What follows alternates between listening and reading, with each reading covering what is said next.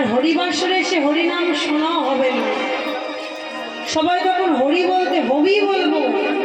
আর যদি আমরা সময় থাকতে ভজন সাধন না করি তাহলে আমাদের শেষের দিন অবস্থা কিন্তু খুব খারাপ। ওগো সময় গেলে সাধন হবে না, হবে না, হবে না। সময় গেলে সাধন হবে না।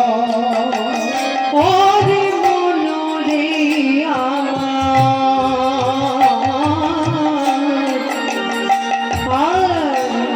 সময় গেলে